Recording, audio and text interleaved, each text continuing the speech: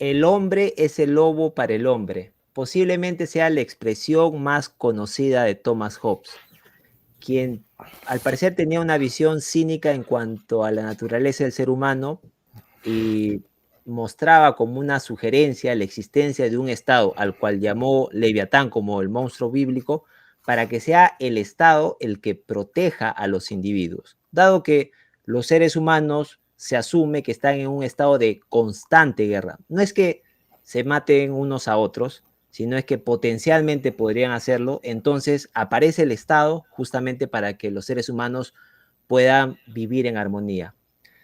Vamos a ver cuál fue el aporte de Thomas Hobbes a estos conceptos modernos de Estado civil, de Estado republicano, democrático, qué concepción tenía acerca de la libertad individual, si el Leviatán sigue siendo útil o si ya es momento de relegar de sus funciones o relevar de sus funciones al Leviatán.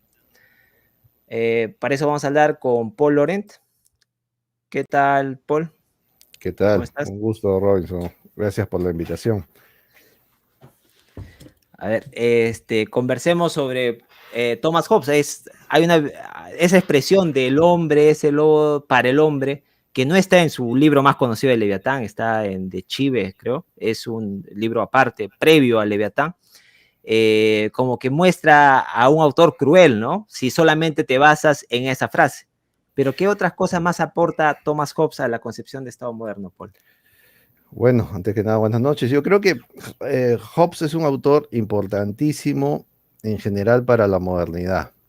Es un autor, claro, antiliberal, es decir, si alguien piensa encontrar la base del liberalismo individualista, como Hayek lo propone, no lo va a encontrar, todo lo contrario, va a tener una colisión directa, porque Hobbes tiene una postura absolutista, tiene una visión del Estado fuerte, tiene una visión que señala que el Estado, el Leviatán, no debería tener, no voy a decir un descontrol total, pero al final si es un Leviatán es un animal que Hobbes va a decir que es importante que ese animal tenga esa fuerza totalizadora, brutal contra los individuos, con derechos incluso, porque es la manera de imponer un orden, ¿no? Claro, él va a tener una visión ingenua de que ese monstruo bíblico, Leviatán, puede mantenerse quieto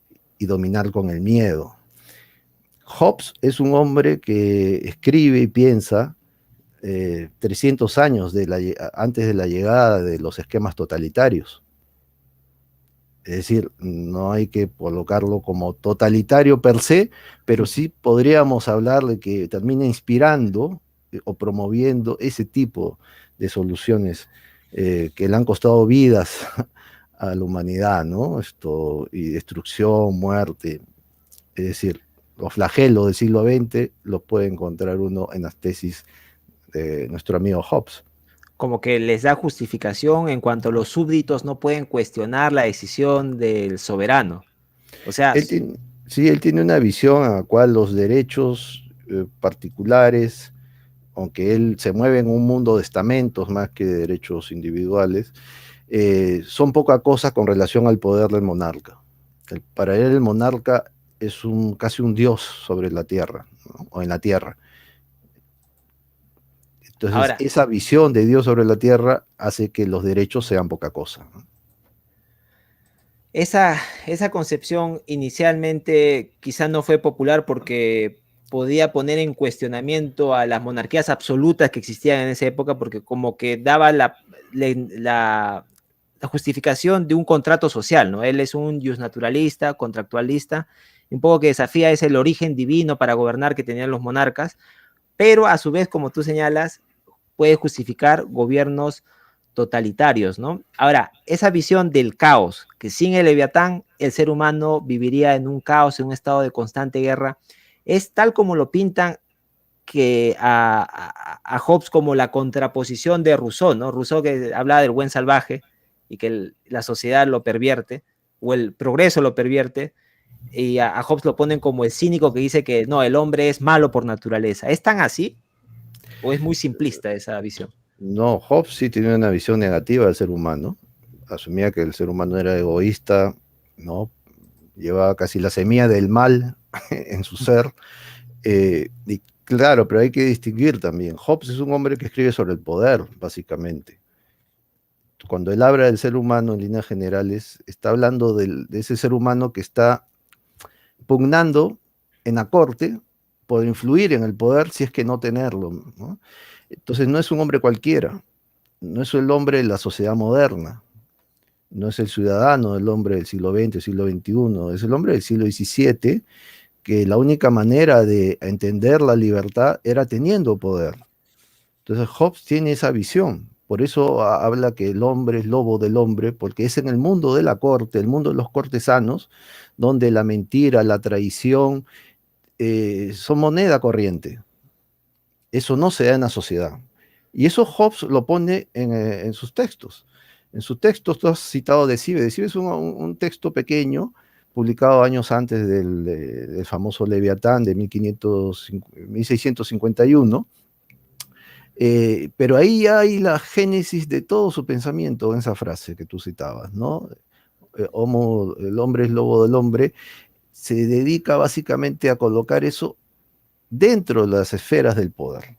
No es el hombre de la sociedad per se, donde Hobbes trata de establecer que hay un universo de individuos que necesitan ese tipo de libertad, el comercio, por ejemplo, y el comercio no pertenece al mundo cortesano. Los cortesanos, los hombres de poder, no se dedican a ese vil oficio de ganar dinero, son hombres de guerra. Hobbes no presenció, evidentemente por las épocas, las bondades que podría traer el libre mercado, ¿no? O las primeras expresiones del libre mercado con la revolución industrial, por lo que su concepto de libertad no es la libertad que se conoce ahora, ¿no? De no dañar al prójimo. Para él libertad implicaba que uno tenía la libertad, por ejemplo, de matar a otro, hacerle daño a otro, robar a otro, y por eso tenías que renunciar a tus libertades y concedérselas al Leviatán. Y quizás esa confusión, yo pienso, no sé cuál será tu opinión, que la población percibe eso cuando uno habla del liberalismo como la libertad de hacer lo que a ti se te antoja, incluso dañando a otras personas, la cual sí era una concepción de libertad de Hobbes. Mira, Hobbes es un autor del siglo XVII, y es un hombre bastante mayor cuando él empieza a trabajar estos temas de teoría política, no es un muchacho.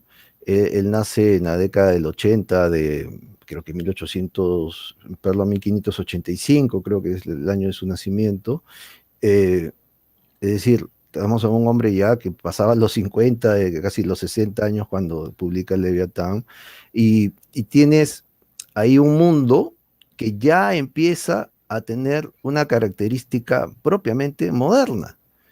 Es verdad que Hobbes no le gustaba el comercio, pero sí era un hombre que entendía que había un sistema, que hoy día llamamos mercado, ¿no? O que lo llamamos libre cambio, que había un sistema donde el comercio primaba, que eran los mundos comerciales, y que eso venía para quedarse. Es decir, estamos ante un autor que es testigo ya de un cambio radical, es el nacimiento del mundo moderno, y el mundo moderno se basa básicamente en el imperio del comercio y la visión individualista de la sociedad. Y claro, a él no le gustaba eso, pero él veía que eso venía, y era un peligro para él, pero sí lo conoció, supo de ese mundo de comercio, y a él no le gustaba, y sobre a ese mundo le colocaba un poder absoluto, casi absoluto. Ahora, no todo el mundo se compró la idea de Hobbes del poder total. Los propios absolutistas ingleses en su mundo rechazaron a Hobbes, lo colocaron como un autor diabólico, porque lo colocaban como en un plano de que era un autor inmoral. ¿Cómo así un rey puede tener ese tipo de poder cuando los monarcas estaban revestidos de virtudes cristianas? No podía nadie ser dueño de la vida o la muerte, ni tener esa calidad de superpoder. Eso no era concebible. Por eso Hobbes no fue aceptado su libro. pero su libro va a tener un peso o varios pesos, hay que dividirlo, ¿no? Podemos hacer más divisiones, pero nos quedaremos en dos en este caso. Una, la presencia de un autor que presenta un poder totalmente novedoso, que es el poder absoluto, sin moral incluso. Y el otro, una visión donde el individuo está presente, que esa es la otra cara de Hobbes y que es poco conocido, porque a partir de esa visión individualista vamos a tener un autor muy posterior, que es muy contrario a Hobbes, que va a tomar esa visión del individuo y lo va a colocar en el plano del discurso republicano y va a dar a su vez vida al liberalismo, que es John Locke. John Locke. Entonces, sí, Hobbes sí conoció el mundo del mercado y, claro, no le gustaba. Sí conoció lo que el individuo como tal podía ofrecer. ¿Y por qué lo conoció? Porque ya su propio mundo, Inglaterra, estaba en un proceso de cambio, un cambio acelerado y muy severo. Y frente a Inglaterra tenías un país muy pequeño, que era una república, que eran los Países Bajos, la República de las 7 Provincias Unidas de los Países Bajos, que era el motor de Europa. Era una sociedad próspera, podemos decir, sin caer en anacronismo, una sociedad ligada más a un esquema de mercado, una sociedad comercial, propiamente dicha, e individualista, en términos patrimoniales modernos, donde había contratos, ¿no?, de seguros y toda una dinámica de situaciones contractuales muy ricas, muy variada. Y los ingleses miraban la experiencia de los Países Bajos con gran admiración. Y también se miraba con admiración los Países Bajos, pero también una república, lo que hoy día es Italia, la República de Venecia. Pero Venecia ya era más un recuerdo de una sociedad comercial, pero que nunca conoció una visión individualista, sino que netamente estamental. Pero también era comercial y duró más de 1000 años. ¿Hobbes tenía una posición en especial con respecto al lucro, a la propiedad privada? Frente al lucro, él tenía una visión paternalista. Él decía que el Estado debería controlar ese tipo de arremetidas de intereses particulares.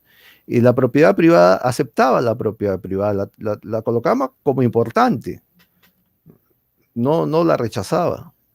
No es un Pero, socialista, no.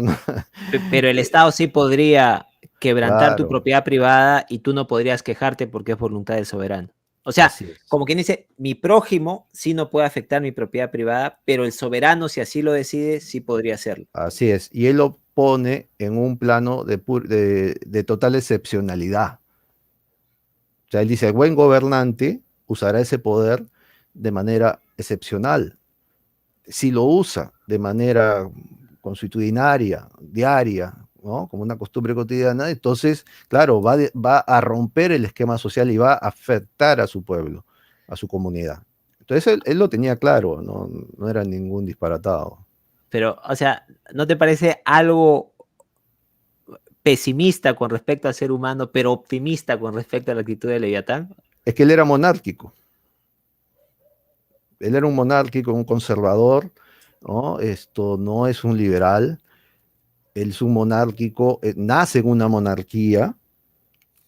Y si tiene esa visión pesimista, tampoco es claro, su personalidad parece que era muy complicada y veía al ser humano de esa manera, pero también tiene una tradición intelectual, ¿no? Ese pesimismo eh, es tributario de un autor que es muy importante para el mundo moderno, que es Maquiavelo.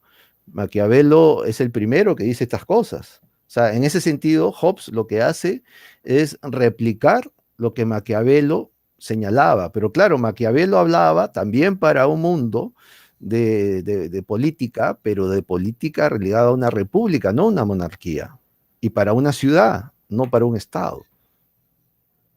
Ese es un tema que podríamos algún día conversar, pero es un tema fascinante porque hay una diferencia inmensa entre cómo surge un esquema institucional con derechos ciudadanos a cuestas en una urbe, Florencia, una de las más importantes del Renacimiento, y un Estado, donde tienes dentro de ese Estado diferentes ciudades y un solo poder centralizado. Y no tiene ciudadanos, tiene súbditos. Entonces, Thomas Hobbes, para estos momentos, como lo toma, o sea, ya hay el mismo hecho de aceptar que vivimos regidos por una constitución nos vuelve de otra manera apegados a la teoría contractualista, ¿no? Y como que estas ideas de Thomas Hobbes y otro contractualista que antes me agradaba, pero mientras más fui conociendo de él, menos me agradó, que es Rousseau, como que le dan los fundamentos a los socialistas de ahora, acerca de Sí, un sí, sí. Estado paternalista, un Estado interventor en la economía, un Estado regulador, un Estado que sí puede violar derechos individuales en miras del bienestar común, ¿no? Ese solo hecho ya te habla de lo que los socialistas de hoy en día, al coincidir con estos autores, están coincidiendo con el mundo conservador, el mundo monárquico, que el poder del rey. Eso ya lo decía Fuster de Coulanges en el siglo XIX, su famoso libro sobre la antigüedad, ¿no? Los regímenes de la antigüedad, que yo lo recomiendo, que es un libro muy ilustrativo sobre el tema. Y todo aquello que hoy día hablamos de progresista, moderno y todo, cuando hablamos de concentración del poder por parte del Estado, esto es propio del mundo antiguo. A ver, un comentario acá de respeto irrestricto, dice, capitalismo, lucrando sea o no tu interés, beneficiar al prójimo, lo terminarás logrando. Bueno, eso es más o menos los incentivos que hay dentro del mercado, ¿no? Había un comentario también de respeto irrestricto donde dice, like por la taza de Mises. Sí, hay una tacita de Mises bien simpática a tu espalda. Sí, sí. Analista Fianchetto dice, era un pensamiento troloíta. Bueno, un poco de anacronismo también ser severo con los pensadores de esa época, ¿no? No, pero es Y, importante conocerlo porque sí, Hobbes ofrece diferentes lecturas. Yo cuando hace muchos años leí Hobbes, tuve una lectura muy simple como el que más, y claro, yo tenía la información de Hayek, de esta visión de un Hobbes totalitario, entre comillas, ¿no? Esto, por lo que acabo de decir, que el totalitarismo del siglo XX, pero claro, ofrece todo ese panorama, eh, pero llega a mis manos, cuando tenía 20 años, una cosa así, el libro de James Buchanan, Entre la anarquía y el Leviatán. Y me llamaba la atención, es un libro que yo estaba buscando, porque Buchanan se basa en Hobbes. Y toda la obra de Buchanan se basa en Hobbes. Y ese es el libro clave para entender por qué se basa en Hobbes. Buchanan, que es un autor liberal, ¿no? Premio Nobel de Economía, de la Public Choice, ¿no? así es, ¿no? Y lleva esta escuela de pensamiento el sello hobbesiano de que los hombres actuamos dentro del poder, pero también en la sociedad misma, bajo intereses personales. Y esa es una regla de oro para la teoría política de Buchanan. Y ese Hobbes, eso se lo ofrece Hobbes. Y Hobbes, como te decía, habla del hombre depredador en la corte. En la corte. Los burócratas, los cortesanos, ¿no? Nuestros 130 parlamentarios, los hombres que hoy día vemos rodeando a Castillo, ¿no? Son lobos, Bermejo, Ceballos, ¿no? Ahora los menciono porque ahora son parte del escenario político, pero antes eran otros, ¿no? Y es gente que busca emprender, no socialmente, sino a través del poder. Y traicionan, mienten, acomodan las normas para su beneficio, para facilitar su camino al poder. Y es algo bien simple, pero cuando lo entiendes, parece bien simple. Pero antes que uno lo asimile, no se pone a pensar en eso, ¿no? O sea, tanto se critica al individuo como empresario, pero ese mismo individuo cuando entra a trabajar como funcionario, creo que él hace esa alegoría, ¿no? De que no se convierten en ángeles cuando entran a trabajar en el Estado, ¿no? Entonces, claro, es algo evidente, ¿no? Tanto se quejan de los empresarios malvados que lucran con los sentimientos o con la pobreza de las personas, empobreciéndolas y ellos enriqueciéndose a costa de su sufrimiento, pero no se dan cuenta que esos individuos cuando trabajan en el Estado, más bien acumulan poder. ¿Y qué es lo que hace la población? Entregarles más poder. Así es, ¿no? Esa- Entonces, esa- Buchanan tiene esos aportes realmente muy, muy interesantes. El constitucionalismo moderno en América Latina tiene una deuda muy grande porque si empieza a aproximarse a Buchanan, yo creo que va a tener todas estas premisas que Hobbes las planteó en el siglo XVII y podríamos tener una visión mucho más interesante de establecer controles políticos a los políticos míos, a los que llamamos políticos, ¿no? Que son los que buscan capturar el poder, que en América Latina no tenemos esos frenos que en otras sociedades sí tienen frenos institucionales, ¿no? Y es interesante porque los padres fundadores, por ejemplo, se basan en los padres fundadores de la Constitución norteamericana, eh, se basan en un autor que a su vez es directamente tributario de Hobbes, que es James Harrington, que es otro autor que coloca esa idea de que el hombre es un hombre lleno de intereses, ¿no? En un plano para armar toda una teoría de control del poder. Y Harrington ya no es un simple monárquico, plantea un sistema constitucional, eh, podemos decir moderno, donde el poder del monarca está constitucionalizado, limitado por normas, para que tenga un comportamiento predecible. ¿Y eso por qué se da? Porque ya la sociedad en Harrington, y Hobbes estaba todavía vivo, ya era una sociedad, podemos decir, moderna. La Inglaterra de 1660, por ahí, ya era una sociedad moderna. Harrington escribe, creo que en el año 56, 1656, miren, estamos hablando de cosas aparentemente muy antiguas, pero dentro del mismo esquema de la modernidad. Entonces, eran hombres que ya veían aquello que nosotros estamos viendo aquí en Perú, con un hombre que tiene ideas antimodernas, que gana una elección con ideas antimodernas y una sociedad que ha logrado cosas en la vida utilizando las herramientas de la modernidad, que son los contratos, el respeto a la propiedad privada y demás. Pero que exige un monarca. Parece que el Perú exigiera un monarca, con Así amplios es, poderes, casi absolutos, porque desprecian al poder legislativo. así es, ¿no? Pero en el caso de Buchanan, de Harrington, ya era un monarca que empezaba, mejor dicho, él escribe en la época de Cromwell, que establece una república, propiamente era una dictadura, ¿no? Pero ya la magia del poder no era tan mágica, por decirlo de alguna manera. Entonces tenía muy claro que a partir de entonces las normas tenían que ser netamente racionales, normas de control de poder, netamente racionales. Hobbes Para se va al controlar. exilio por Cromwell, ¿no? No, no, él parte al exilio de manera voluntaria, eh, creo que meses antes del inicio de la guerra civil en Inglaterra en 1642.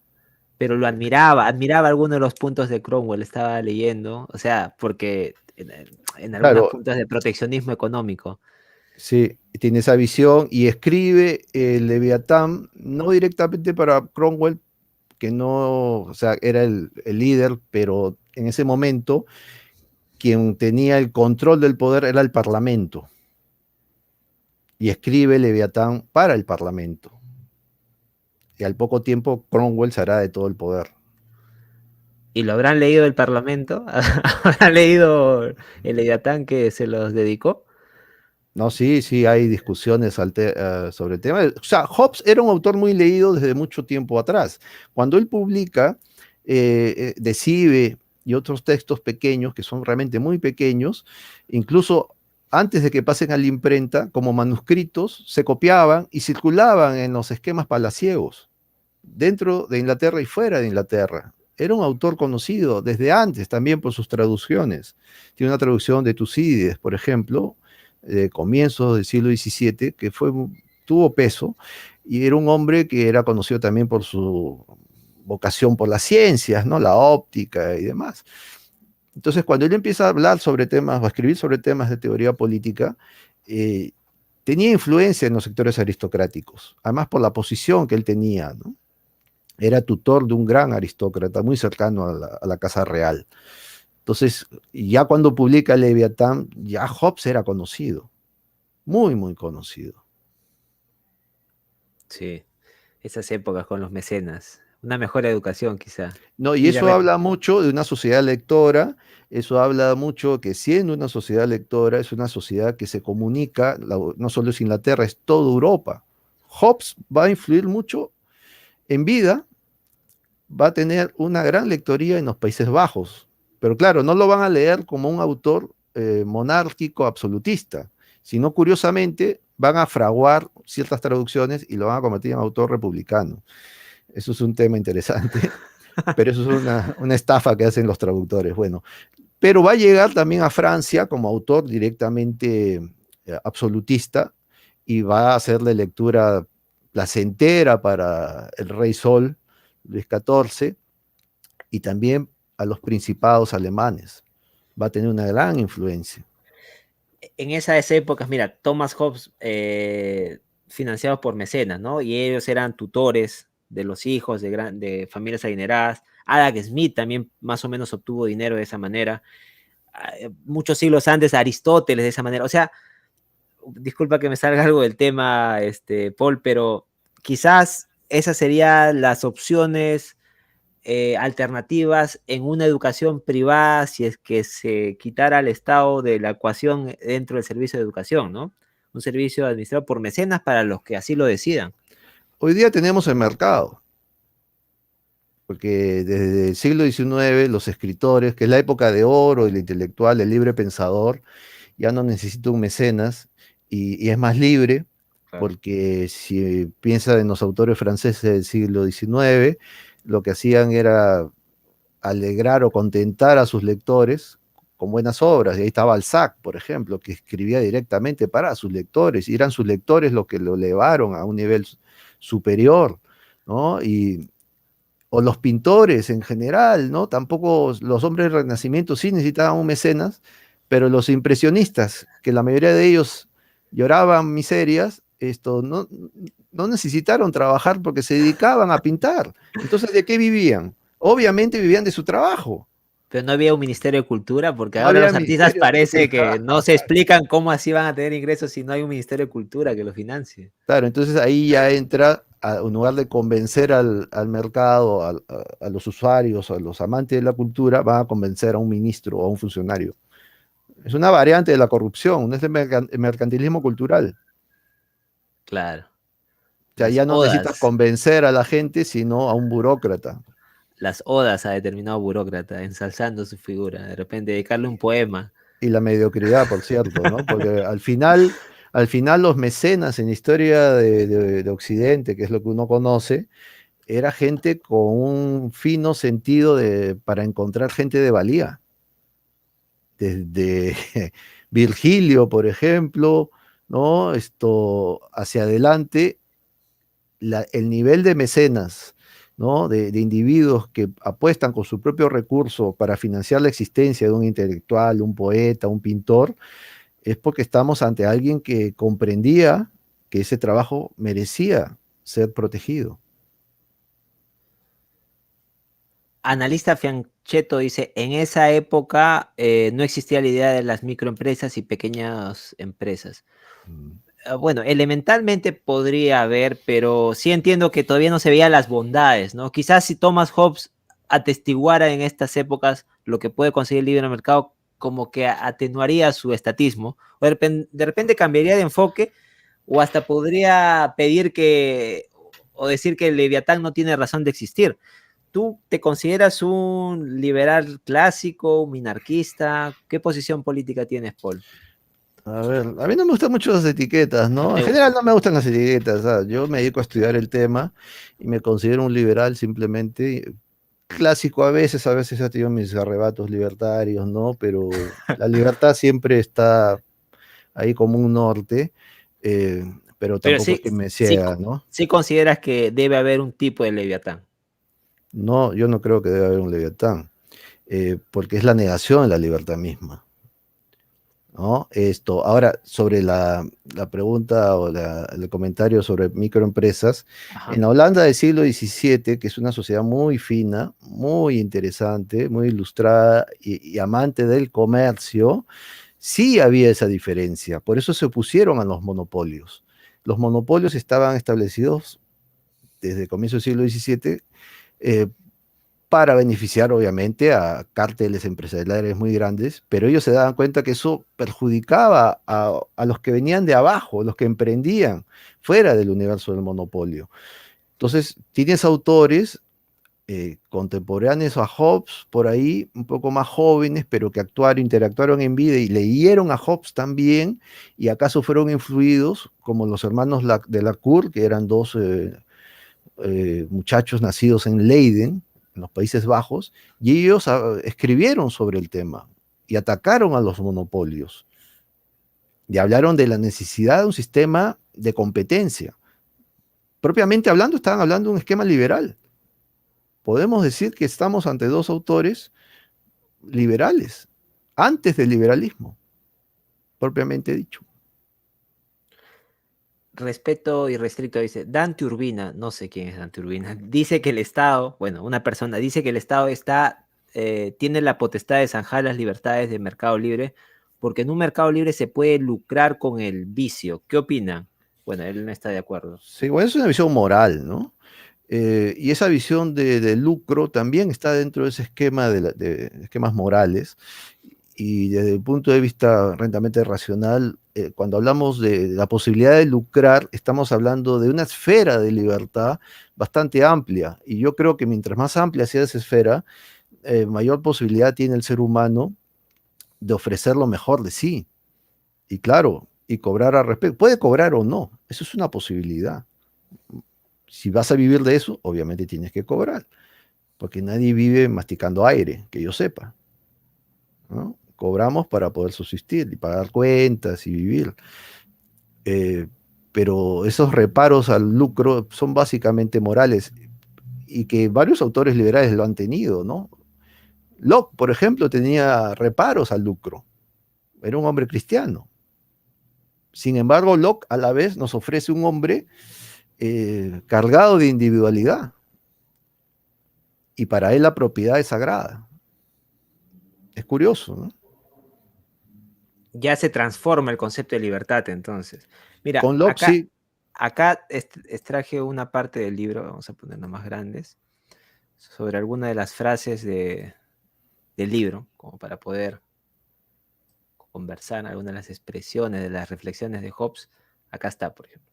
Dice, ¿qué es la libertad? Por libertad se entiende, de acuerdo con el significado propio de la palabra, la ausencia de impedimentos externos, impedimentos que con frecuencia reducen parte del poder que un hombre tiene de hacer lo que quiere, pero no pueden impedirle que use el poder que él resta de acuerdo con lo que su juicio y razón le dicten. Y veía, después cuando seguía reflexionando acerca de libertad, que él simplemente veía lo que se entiende popularmente por libertad, ¿no? Hacer lo que quieras.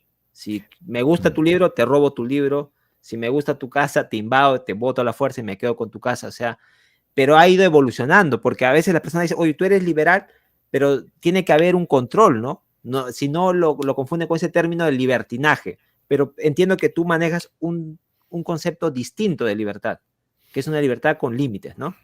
Claro, que también está en Hobbes. O sea, Hobbes es interesante porque es el primero, en términos modernos, que nos va a hablar de una libertad no moral, no una libertad espiritual, sino una libertad, podemos decir, utilitaria. Porque siempre, y esa es la gran pugna que se tiene con los socialistas, es que qué tipo de libertad le ofrecen, ¿no? Una libertad perversa, es una visión moral, ¿no? Esto religiosa incluso, ¿no? Pero Hobbes es el primero que va a decir, miren, aquí no es libre aquel que pueda atravesar paredes, eso puede decirlo Mises, por ejemplo, ¿no? Aquí simplemente va a ser libre aquel que no tenga obstáculos para actuar. Antes de Hobbes no se había dicho nada parecido. Y eso es lo más importante en Hobbes. Por eso decía que cuando Locke se convierte en tributario de Hobbes, es porque va a tomar esa idea de libertad, una libertad sin obstáculos. Antes de eso, no existía ese tipo de visión.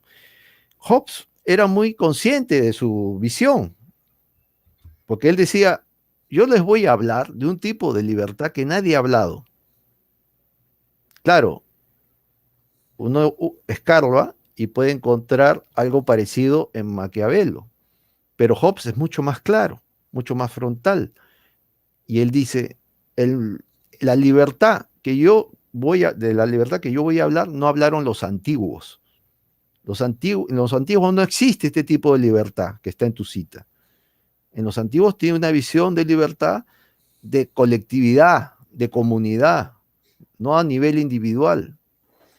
Y el mundo de la Edad Media, el mundo de la escolástica, tiene una visión de individualidad, de espiritualidad, de corpus, de colectivo espiritual, de iglesia. En cambio, aquí te habla de una libertad de un individuo que lo único que necesita para ser libre es no tener obstáculos. A mayor obstáculos que uno derribe, más libertad, más libre es. Eso lo dice Hobbes, no lo dice otro. Claro, yo no, yo no he hurgado en Grocio, he tenido aproximaciones a Grocio, y Grocio también es un autor que ofrece mucho de este tipo de lecturas. Y ojo, Grocio es un hombre muy importante en los Países Bajos. Antes del liberal Locke estaba el, entre comillas, liberalismo de Grocio. Y Grocio, Hugo Grocio, también es un tributario de Maquiavelo. Y Grocio no cree en un esquema monárquico, porque él no nació en una monarquía. Tiene una visión republicana, estamental, pero a su vez comercial, no estamental guerrera, no que una sociedad se dedica a depredar a otras sociedades para poder enriquecerse y vivir, no, sino a hacer comercio. No necesita hacer guerra, sino hacer comercio. Entonces, estamos ahí ante un mundo, un siglo XVII, muy interesante. O sea, Hobbes no es uno solo que ofrece cosas. Hay diferentes actores muy valiosos ahí, ¿no? Pero esta idea de libertad sí es el gran aporte de Hobbes al mundo moderno. A partir de lo que has leído, porque has leído varios autores entre liberales, socialistas, bueno, ¿cuál es tu definición de libertad? O sea, ¿qué límites debe tener la libertad para ti? Es una libertad jurídica, básicamente. Y es a partir de esta noción de Hobbes que mientras no colisiones con el derecho del otro, puedes establecer la mayor esfera de libertad. El problema es qué entendemos con derecho del otro. Mi visión de libertad es netamente patrimonial. No es moral, no es religiosa. Es básicamente una visión netamente patrimonial. Y eso está en el derecho romano, por ejemplo. Son ellos, es la civilización romana, la que le ofrece al mundo una visión del derecho ligada al patrimonio. Seré libre en la medida en que yo pueda desplegar toda esa posibilidad de extensión patrimonial, ¿no? Establecer contratos, de vender mi fuerza de trabajo, también comprar fuerza de trabajo, ¿no? Que es un universo abierto de posibilidades. ¿Puede haber libertad sin propiedad privada? No, obviamente no. Y esa es la precisión de Locke, basándose en esta idea de Hobbes. Locke dice, de todas las libertades, ¿no? E instituciones que el hombre tiene, de nada sirve si es que no hay propiedad. La propiedad es la clave, ¿no? Para las demás libertades, para las demás instituciones, para la vida plena de todo ser humano. Entendía la propiedad como la posibilidad de que tú te puedas convertir en propietario, no de No, que todos deban tener, porque hay mucha confusión, la gente es bien ligera para asumir eso y se han creado conceptos como el derecho a la vida digna, como que el Estado te claro. financie, entonces ya derivación es algo enfermiza, digamos, del derecho de propiedad original, Son distorsiones. son Ahora, Hobbes, distorsiones. Locke es muy claro, porque él no solamente señala que la propiedad va ligada a la relación del hombre con la cosa, sino del hombre con el hombre mismo, o sea, con su propio ser. Uno es dueño de sus ideas. Uno puede vender su belleza, también su fealdad, su enanismo, su altura, su gordura. O sea, tú eres dueño de ti mismo para empezar. Desde esa perspectiva, citando a Locke, Locke dice, todos somos propietarios de algo. No existe sobre la faz de la Tierra alguien que diga que no tiene nada. Todos tenemos algo, pero nos tenemos a nosotros mismos para empezar. Y esa es la idea de propiedad que yo creo que es bastante revolucionaria para ponerlo en términos modernos y bastante democrática, porque rompe el esquema estamental. Ya no Y de es esclavitud. ya no es el esquema de una propiedad ligada a una clase, a un sector social, ¿no? El solo hecho de nacer, de estar en el mundo, te hace dueño de ti mismo. Es la base de los derechos fundamentales de la persona. Entonces, eso sería bien, bien importante difundirlo y que todos los seres humanos tengan claro que no puede existir libertad sin que potencialmente tú puedas acceder a propiedad privada, si es que así lo desees, ¿no? Claro, propiedad privada física, porque de por sí ya hay propiedad privada, que es el cuerpo de uno mismo. Y eso es lo que los cubanos están hoy en día tratando de ponerle en claro al régimen, a la dictadura, ¿no? Se han dado cuenta, yo creo que se dieron cuenta hace tiempo, sino que la represión es muy grande, se han dado cuenta de que ellos, para empezar, deben de ser dueños de su propio destino. Y están invocando una idea lockeana de libertad. Quizás intuitivamente, sin haber leído a Locke, sino que se dan cuenta Claro. por temas intuitivos, No han ¿no? leído a Locke, pero sí saben de los derechos fundamentales de la persona, la Declaración Universal de Derechos Humanos, que son básicamente posturas liberales, sino que han sido capturadas por antiliberales. Esa es la verdad. ¿Cuántos derechos fundamentales crees que hay, a tu consideración? Yo creo, para mí, básicamente el derecho a la propiedad es la matriz de todo. Lo demás son universos retóricos. A los Rothbard. Sin propiedad no hay nada. Todo es cascarón. Entonces, cascarón. Primero, en una sociedad que busca ser libre, la libertad económica te reconduce a las libertades o te conduce directamente a las libertades civiles. Te coloca en un plano interesante, pero obviamente no solamente nos basamos en eso, ¿no? Porque el liberalismo al final, la libertad del liberal, se basa tanto en el plano económico, pero también en el político, ¿no? Por Y ejemplo, cuando si uno los... habla de ciudades como, perdón, esquemas ciudadanos, Ujú. como el de del Renacimiento, el mundo medieval europeo, italiano, los Países Bajos o el mundo de Flandes, ¿no? Tienes un esquema en el cual el autogobierno estuvo siempre presente, pero a su vez también el mundo del comercio. No eran esquemas liberales, pero tenían ya esas dos instituciones que pasados los siglos van a engarzar con esquemas de mercado, ¿no? Por ejemplo, en este contexto, si los cubanos, los venezolanos gozaran de libertad económica, del derecho de propiedad privada, respetado, ¿no? Porque sus constituciones recogen, pero distorsionan a la vez la propiedad privada. Más o menos le dan poderes de leviatán al Estado, ¿no? Que puede decir que puede expropiarla prácticamente a voluntad. Eh, entonces, perdería legitimidad o perdería poder la decisión del gobernante cuando tienes libertad económica. Entonces, sirve bastante para poder Sí, garantizar tus libertades sí. civiles, Hay una ¿no? ecuación lockeana que señala que cuando la sociedad, los individuos de una sociedad tienen derechos patrimoniales claros, definidos, ¿quién es el que pierde? El poder. Y si el poder tiene mayores atribuciones, es que los derechos de los ciudadanos han sido mermados. No hay otra salida. Si el Estado tiene más poder, los ciudadanos tendrán menos poder y a la inversa. Si los ciudadanos tienen más poder, mayores atribuciones, menos obstáculos en sentido hobbesiano, el Estado tendrá mayor control, estará frenado en su accionar. Hay dos comentarios en esa línea que la tienen clara. Dice, Lara Liberty, el derecho a la propiedad como único derecho del ser humano, si nos ponemos a pensar, involucra la vida y la libertad. Y Vidal Ortigoso también dice, la base de todos los derechos es la propiedad privada. Qué gusto que más personas entiendan eso. Es muy, muy importante ver no la propiedad como un derecho accesorio, ¿no? Sino el fundamento para poder gozar de las demás libertades.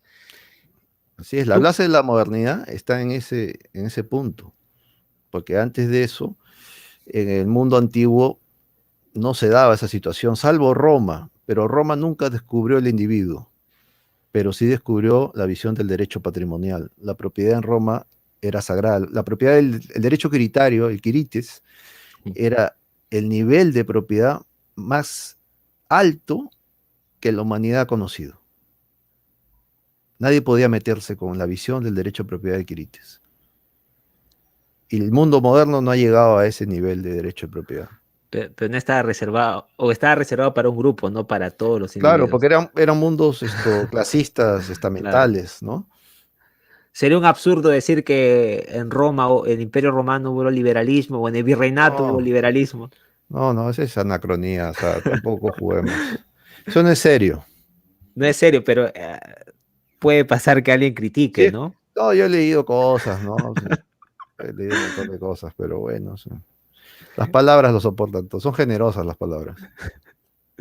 Paul Eric Meléndez Andía dice, el Estado sería necesario para garantizar la propiedad privada, porque puede pasar eso, Paul, o sea, que alguien diga, ya, bueno, tanto me lo han criticado a mi Leviatán, pero el Leviatán por lo menos va a hacer que se respeten los derechos individuales, que no se afecte la propiedad privada.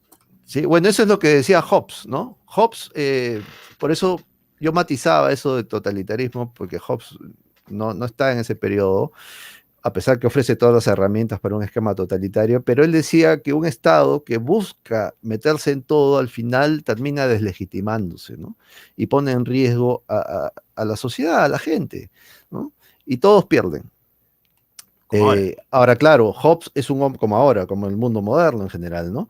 Pero claro, Hobbes es un hombre, repito, es un monarca, es un monárquico que vive en una monarquía, ¿no? Pero en las ciudades repúblicas, donde no existía Estado, existía la república, la institución edil, y ahí cómo lo entendemos. Pero claro, no existía el mundo del individuo tal como hoy día lo tenemos, ¿no? A la vez. Pero también tienes un esquema patrimonial, la propiedad es importante, el comercio es importante, pero no tienes Estado. Sin embargo, son sociedades que fructificaron, que salieron adelante. Es decir, ahí hay una cuestión. ¿Qué entendemos por Estado? Número uno, ¿no? Que es el poder concentrado. A eso llamamos Estado, ¿no? Con capacidad de poder decidir sobre la vida de la gente, en el caso hobbesiano, en situaciones límite. Pero claro, Hobbes no creía que esas situaciones límite deberían ser reguladas. ¿En qué momento puede intervenir? ¿En qué momento sí? ¿En qué momento no? No, Hobbes dice, no debería tener ninguna cortapisa. Que intervenga cuando él decida que es necesario hacerlo. Pasado el tiempo, la Revolución Gloriosa de Inglaterra en 1688 va a constitucionalizar el poder del monarca y le va a colocar a esa decisión arbitraria del monarca una serie de pautas y regulaciones. Qué buen Entonces nombre, ¿eh? ya La no hay un Revolución esquema. Gloriosa. Sí, Bonito nombre. ya no hay una actitud arbitraria del monarca. Es decir, el Estado moderno surge ahí, pero nuevamente es Estado, ¿no? Y se dan también a través de tradiciones, en el caso inglés, ¿no? Tiene una tradición del common law, de toda una lucha intestina, pero a su vez muy rica de control del poder político, del poder del Estado, que son otras sociedades no la han tenido. En el caso peruano, no ha habido ese esquema. Latinoamericano en general, ¿no? El, el Leviatán estaba justificado, bueno, según esa concepción, siempre y cuando nos prestara seguridad. Pero ¿qué pasa aún con las personas que consideran que debe existir un Estado? Si el Estado deja de cumplir en los hechos la finalidad para la que se le inventó, que es la seguridad, y se empieza a encargar de otras actividades, descuida lo principal y te cobra más impuestos incluso que en épocas anteriores, descuidando prácticamente no cumpliendo su principal actividad. Entonces el Leviatán pierde legitimidad y pierde sentido. Claro. Desde el punto de vista liberal, sí. Desde el punto de vista hobbesiano, no. Será un No. error del Leviatán, pero el Leviatán tiene que continuar. En algún momento reconducirá en la vida, Sí, ¿no? Algo sí, así. sí, es interesante como es un hombre que es un monárquico, pues, ¿no? Del antiguo régimen, hay que entenderlo así, no es un hombre moderno, ¿no? Tiene una visión, a pesar que es muy racional, Hobbes es muy racional, en ese campo esto es muy Trejo en la visión del mundo antiguo, ¿no? Un holandés, un hombre de los Países Bajos no entendía ese tipo de razonamiento, porque nunca conoció un monarca. Los holandeses, la gente de los Países Bajos, los neerlandeses, para ser más precisos, Ujú. eh, recién conocieron un monarca con las luchas napoleónicas, es decir, a fines del siglo XVIII. En el siglo XVII no. Por eso yo hago esa contraparte, ¿no? Inglaterra, Holanda, Países Bajos, porque tienes ahí dos experiencias que van a dar vida a lo que llamamos liberalismo y al mundo del Estado moderno, pero uno es una monarquía y el otro es una república. Y los dos son instancias comerciales. Sobre todo los Países Bajos le van a enseñar a Inglaterra cuál es el camino para convertirse en una sociedad próspera desde el comercio. Mucho antes de Adam Smith. Claro, estamos hablando Mucho antes. más de Las- 150 años antes. Porque acá entenderás, Paul, que a veces se me infiltran castillistas y es bueno que dentro de... Ellos se expresan, pero lo que a mí me agrada es que puedan captar algunas que otras ideas para que cambie su modo de pensar, ¿no? O sea, no es que el mercado lo inventa Adam Smith, ni No, tampoco que Adam Smith fundamenta la independencia en Estados Unidos, porque creo que su publicación de La riqueza de las naciones es el mismo año de la Declaración de Independencia en Estados Unidos, entonces no podría decirse que ellos han leído a Adam Smith y a partir de ahí vino la independencia, ¿no? no, no, no, no. No, no, no. Son sociedades que ya tenían un cauce Claro. pro mercado, para ponerlo en simple, ¿no? Y que decidieron en un momento romper con el esquema de la monarquía inglesa y establecer una república. Y eso es todo, ¿no? Eso está, los norteamericanos no fundan nada. Lo que hacen es separarse para seguir manteniendo el nivel de vida que tenían. No estaban construyendo un mundo mágico, un mundo a futuro. No están construyendo un nuevo país. No hablan de una nueva constitución que todo lo cambiará. No, ellos quieren conservar su mundo. Y en ese intento de apuntalar el mundo que buscan conservar, terminan creando la primera sociedad moderna, democracia moderna.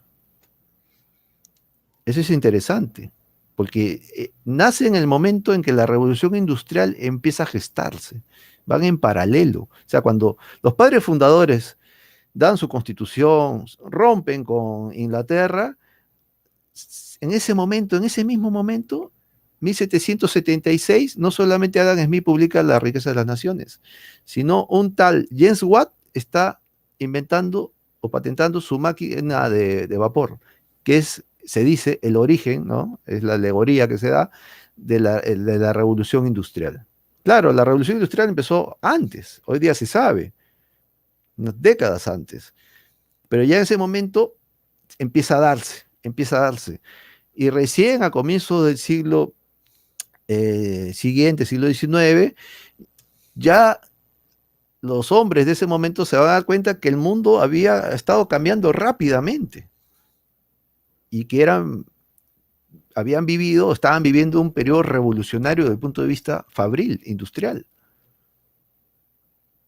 Es sumamente interesante, No es ¿no? algo deliberado, no es una No, planificación de una cúpula, es algo espontáneo que se va no. generando Así es, cuando así los es. individuos libres cooperan, ¿no? Acá tiene una pregunta Vladimir Bellido, dice, ¿cuál es el país más liberal que ha existido? Claro, o sea, no existe un país netamente purista liberal, hay países que se han aproximado más, otros que se han alejado. ¿Y cuál sería a tu criterio actualmente, dentro de lo que Bueno, tú percibes? hasta hace un tiempo era Hong Kong y ahora que fue tomado por China y China tiene la necesidad de imponerse, Hong Kong va a ser un recuerdo de una sociedad liberal, porque realmente ha sido una sociedad basada en la competencia, en el mercado, ¿no?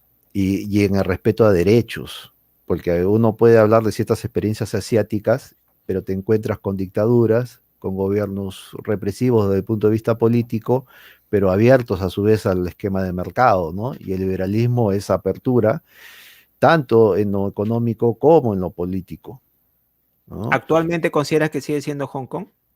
No, Hong Kong ahora está herido de muerte por la arremetida china, ¿no?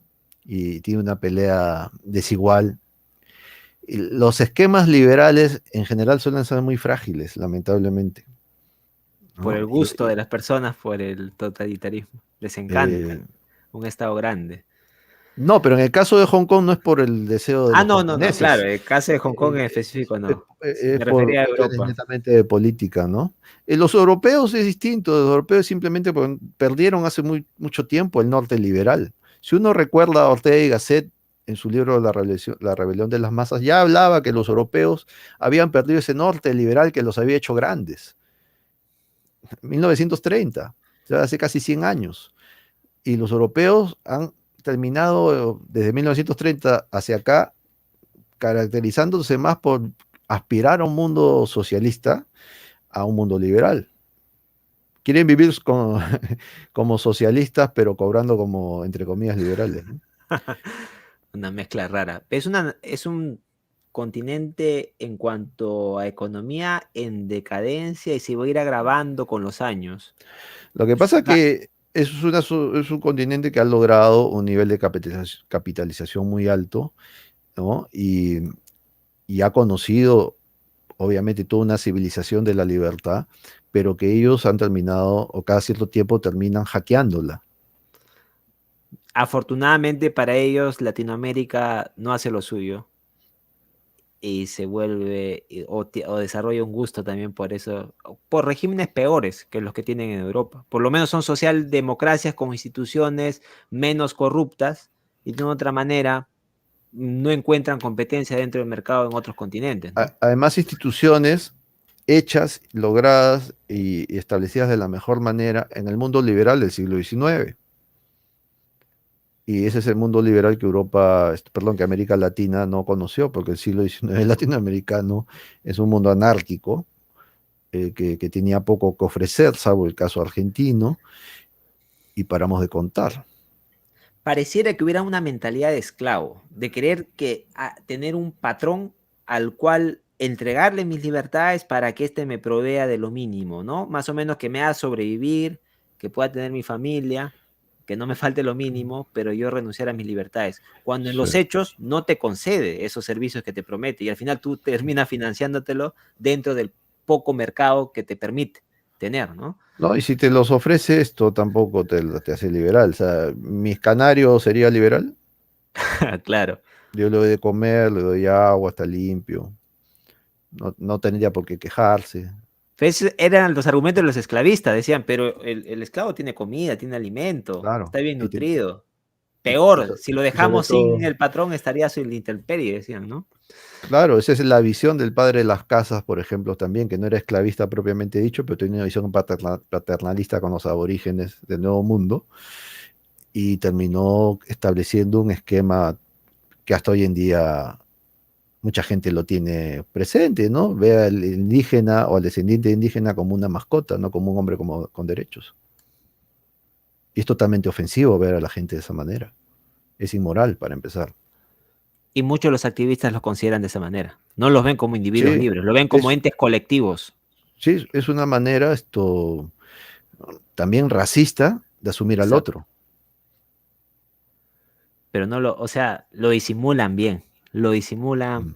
Es que es el mundo de lo las disimulan palabras. en el mundo de las palabras. Como decía Nietzsche, ¿no? La seducción de las palabras. Hay que liberarnos de la seducción de las palabras. A la gente le encanta que le engañen. Bueno, quizá con un poco más de interés, porque ya las lecturas, o sea, hay producción bibliográfica a la cual las personas pueden acceder con mayor facilidad que en la época de Hobbes, digamos, ¿no? Donde era más complicado acceder a libros y había que, tampoco no es que mucha gente sea alfabeta en esa época, en Salvo en los cambio, Países Bajos. saben La los Países Bajos. alfabetización en los Países Bajos era inmensa de tiempo atrás Las mujeres tenían un alto nivel de lectoría en general, de entre ellas era, o sea, un nivel superior, ¿no? Tenía un alto nivel de gente graduada con estudios universitarios ¿Y en el cómo era siglo su sistema XVII. educativo? ¿Los sindicatos de Susute funcionaban bien? ¿Cómo así había educación? Tenían esquemas municipales y también educación privada. Por ejemplo, Spinoza siempre estuvo en contra de la educación estatal. Pero claro, Spinoza es un autor casi pasado la mitad del siglo XVII, pero siempre hubo un sistema edil, ¿no? Urbano, dedicado, las municipalidades dedicadas al tema educativo, y fue un esquema eficiente. Contrataban a los mejores intelectuales, profesores, docentes, y es la fama de la gran Universidad de Leiden de ese momento, por ejemplo, ¿no? Claro. Para terminar con esta pregunta, Paul, ¿y cuál te parecería el país más liberal actualmente? Dentro de lo que hay. Dentro de lo que hay, bueno, en ciertos aspectos, Suiza, por ejemplo, en el caso impositivo, me parece interesante, y también respeto de derechos, claro, pero ahí dirá, bueno, pues Suiza, ¿no? Pero si quiero ver Asia, entonces tengo un problema, ¿no? Porque hay países que pueden ser muy abiertos económicamente, pero a su vez esto muy represivos desde el punto de vista político, ¿no? Yo creo que es un mundo antiliberal desde hace tiempo, para empezar, y a veces perdemos la perspectiva. El liberalismo tuvo una primavera en los 90, pero fue eso, una primavera, y rápidamente los estados lograron nuevamente asomar e imponer su poder, y nos venden una libertad bastante pequeña, ¿no? A pesar de la globalización. ¿Ves con esperanza el panorama o piensas que va a haber mayor represión en los próximos años? Bueno, En cuanto al difícil planeta en verlo. general, no solamente en el Perú. Bueno, en Perú lo que pasa es que el Perú tenemos nubes negras en el horizonte. Eh, pero esto ya se venía a venir porque también es cierto que teníamos una fragilidad muy seria desde el punto de vista institucional, pero también económico. Teníamos una clase media bastante frágil. Yo me acuerdo, creo que antes que empiece la pandemia, di una conferencia y cometí la osadía de decir que éramos todavía un país pobre. Y muchos me saltaron a la yugular acusándome de mentir, de que no somos un país pobre. Hace tiempo no somos un país pobre. Y que habíamos logrado superar ese problema, ¿no? Yo creo que después de la pandemia o en media pandemia se habrán enterado de que éramos un país pobre. O sea, hemos avanzado mucho, pero hay gente que se comió el cuento que ya eso era suficiente y nunca fue suficiente. Si tienes un nivel de pobreza todavía cercano al 25%, 30%, que se dice que ahora es nuevamente, tienes un problema serio.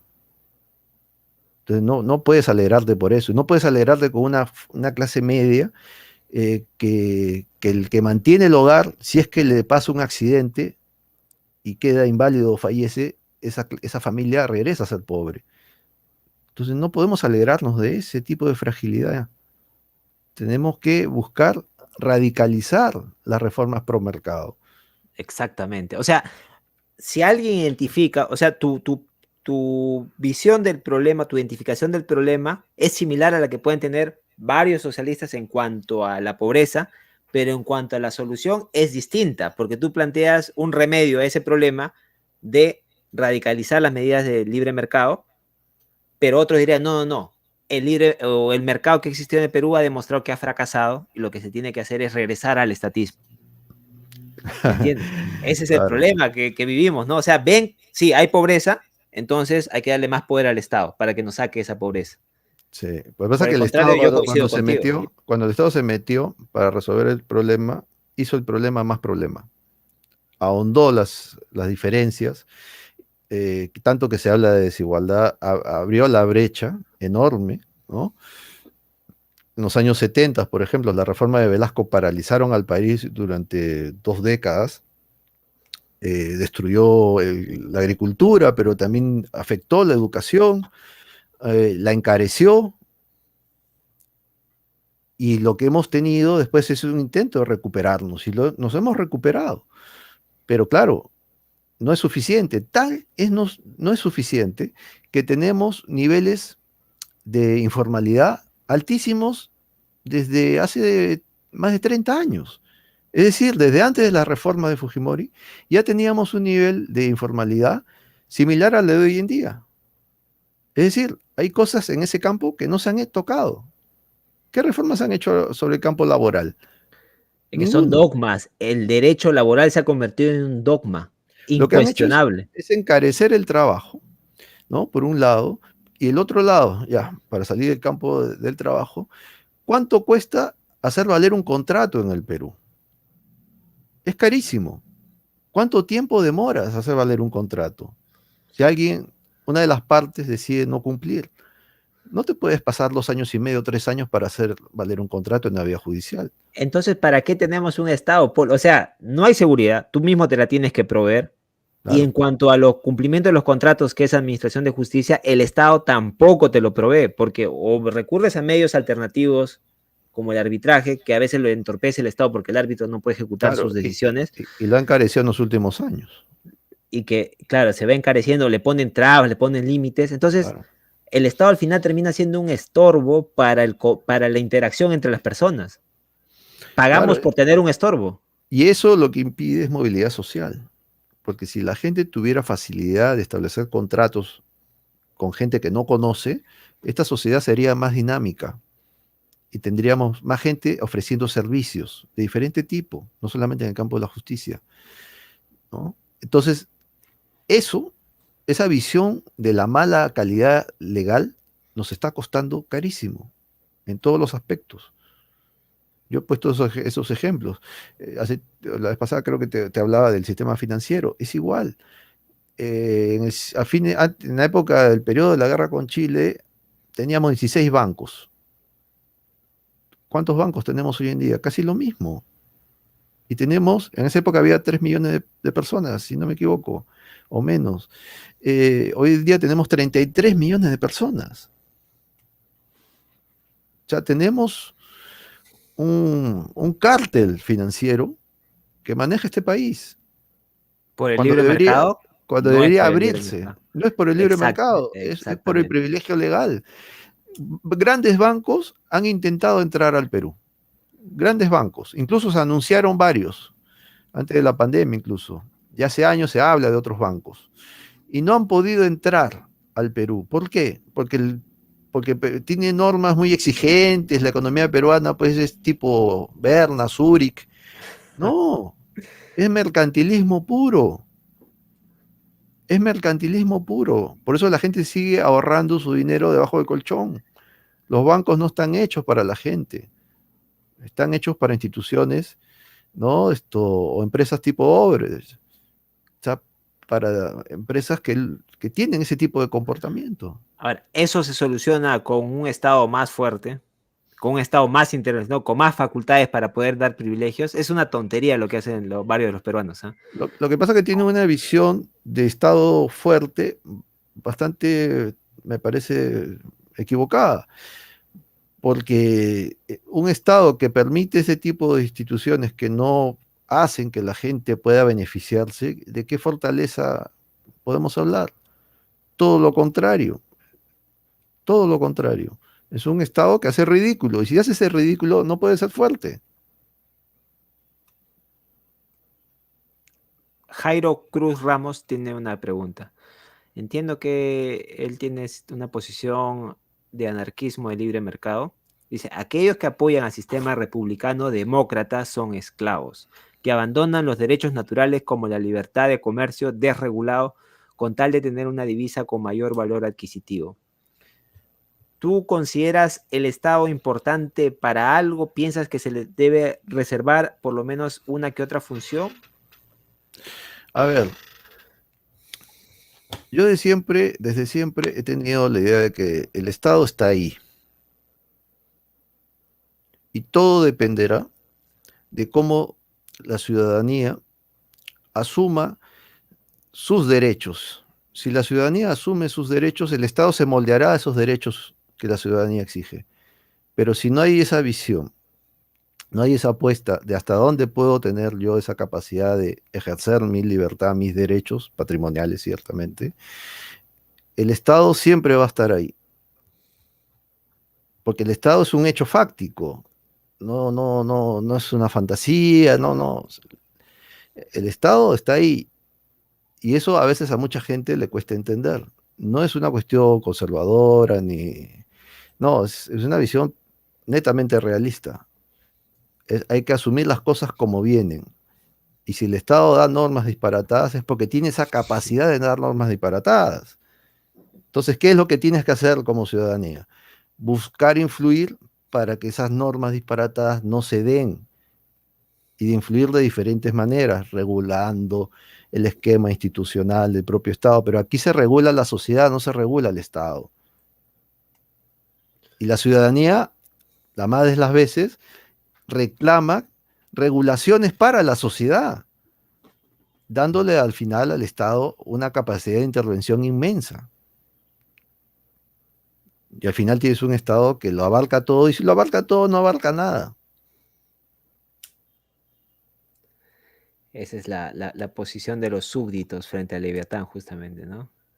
El Estado en algún momento se enmendará y a nosotros nos debe poner más regulación.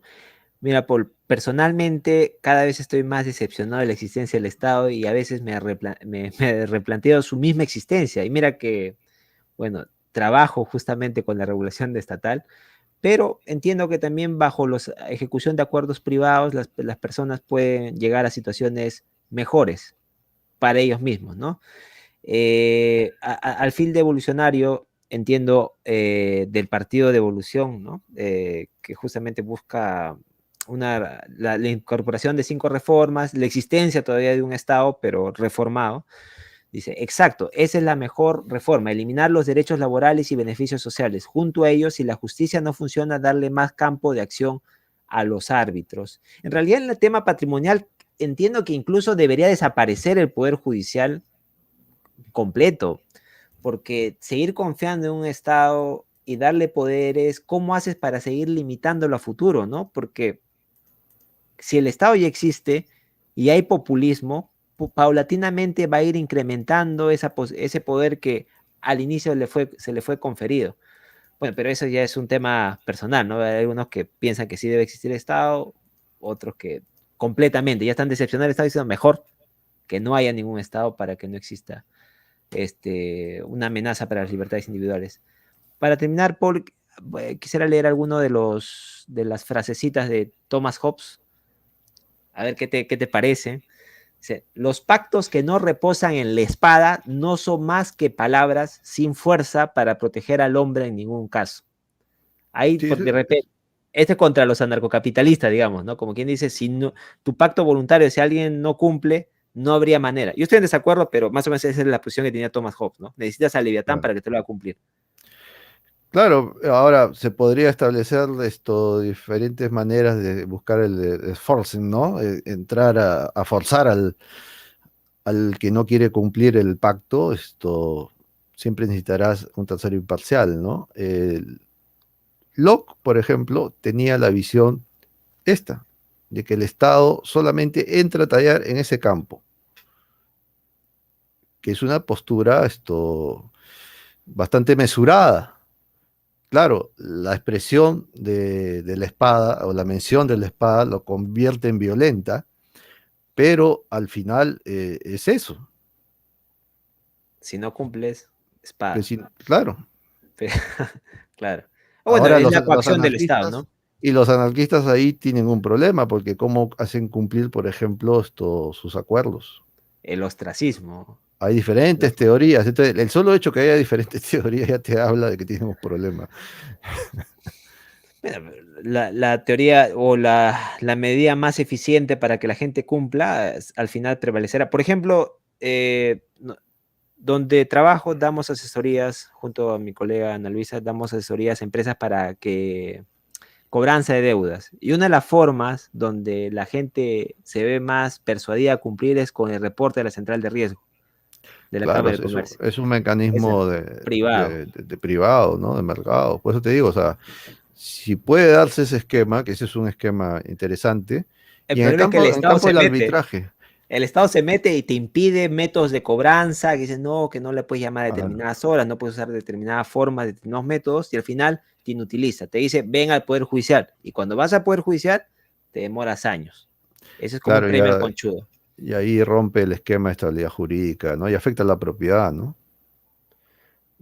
Bueno, son varias. Acá para resumir a algunas personas que tengan interés sobre lo de Thomas Hobbes, los seres humanos son iguales por naturaleza y el instinto de conservación hace que tomen un pacto y en ese pacto se acuerdan conceder sus libertades o transferir sus libertades al Leviatán, ¿no? Al Estado. Más o menos como una ayuda a memoria que podría tener algún interesado en el video para que se quede con esto. Sí, ese es interesante porque ahí hay esa parte del consenso, Hobbes lo tiene claro. Él, a pesar de su absolutismo, a su vez, él descansa, hace que el poder descanse en el consenso social. Es algo que no se suele señalar, se omite mayormente, ¿no? Y nos concentramos en el plano netamente absolutista, cuando Hobbes siempre habla que toda decisión de poder es necesario que tenga, que vaya, juegue en pared con ese consenso porque le da mayor fuerza a esa decisión. Que es algo implícito, porque, o sea, como lo expone también Lysander Spooner, es, no, o sea, nadie firma o mejor, es un grupo pequeño el que firma lo que se denomina constitución, ¿no? No es que nos consultan a todos, damos nuestra voluntad, y aún si la diéramos, no es para las siguientes generaciones. Claro, lo que pasa es que el mundo de las constituciones modernas es muy detallista y ambicioso, ¿no? Las constituciones o el esquema de control de poder clásico eh, va por cuestiones muy, muy puntuales, ¿no? Es regular al poder, no a la sociedad. Y ahí ya tienes un esquema más franco, ¿no? Más puntual. Claro. A ver, para terminar, bueno, siempre para cumplir con el derecho de propiedad intelectual, la figura de la miniatura, ahí está el link, chicos, para los que tengan interés. A ver, algún comentario más, aprovechando que está Paul, hombre bien leído en estos temas. Bueno, acá pregunta sobre bueno, esa posición cada vez es más clara en cuanto a los jóvenes liberales, la diferencia entre liberalismo y mercantilismo. Ahí ya la manejan, eso es algo que si los 33 millones de peruanos supieran esa pequeña diferencia entre liberalismo y mercantilismo, otra sería la cuestión. Otro sería el tema de discusión. Si los académicos supieran esa diferencia, Si los ¿no? periodistas, que ni Claro, idea. no estarían hablando tanta tontería, ni educando a tanta gente que después va a tener decisiones políticas o firmar decretos, cometiendo el error de no diferenciar, ¿no? Exactamente. ¿Piensas que vamos a llegar a una constituyente en este gobierno, Paul? Pues, yo creo que sería peligroso y sería tener un precio muy alto, muy, muy alto. Y veremos, yo siempre he dicho que este momento es que la sociedad tiene que demostrar si realmente le importa aquello que ha logrado en las últimas 3 décadas. Hay mucha gente que se ha beneficiado de la apertura de los mercados, de un esquema de inversión más favorable que antes no se tuvo. Entonces hay que ver si eso va a tener un correlato eh, político, en el sentido ciudadano, de buscar tener un freno a cualquier arremetida para romper ese esquema que ha beneficiado a muchos y que en lugar de ser destruido para fundar no sé qué cosa, porque no tienen claro nada, en lugar de ser destruido debería ser ampliado y radicalizado, ¿no? Que son la parte de las reformas que no se hicieron en los noventas, que es ampliar el esquema de mercado y que otros sectores de la sociedad también se beneficien. Porque eso es cierto, hay gente que se ha visto que el progreso ha pasado por otras manos y no por las suyas, cosa que no es cierto porque todos nos hemos beneficiado.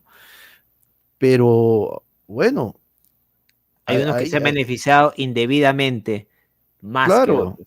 ¿por qué? Porque el esquema institucional está hecho para repartir a los amigos, ¿no? Y eso hay que romperlo.